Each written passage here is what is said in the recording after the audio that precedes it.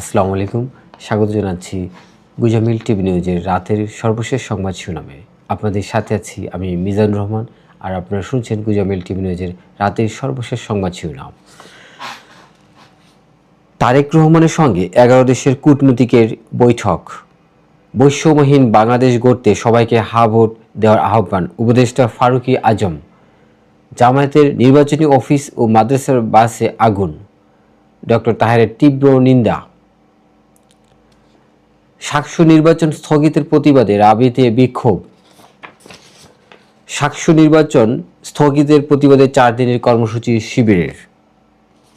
হা ভোটের সাথে বিসমিল্লাহ থাকা না থাকার কোনো সম্পর্ক নেই, ধর্ম উপদেষ্টা। জোকোভিচ সোয়াটেকের মুখে জয়ের হাসি। এবং সিলেটে পুলিশের চেকপোস্টে 10টি এয়ারগান।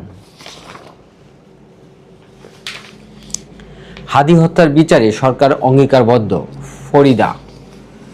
গ্রিনল্যান্ড দখলে ট্রাম্পের হুমকি, মুখ খুললেন ব্রিটিশ প্রধানমন্ত্রী।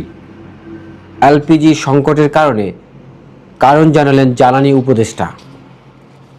ক্রিকেট খেলুড়ে দেশের পোস্টার বয় যারা। এবং রাঙামাটিতে এনসিপির 50 নেতাকর্মীর বিএনপিতে যোগদান। শহীদ জিয়াউর রহমানের জন্মদিনে কনকচাপার স্মৃতিমাখা পোস্ট। হবিগঞ্জে বিএনপির কার্যালয়ের সামনে চাইনিজ কুড়াল সহ কিশোর আটক। দর্শক, এই ছিল এখনকার মতো রাতের সর্বশেষ সংবাদ শিরোনাম। আশা করছি চ্যানেলটিকে সাবস্ক্রাইব করে আমাদের সাথেই থাকবেন। ধন্যবাদ সবাইকে।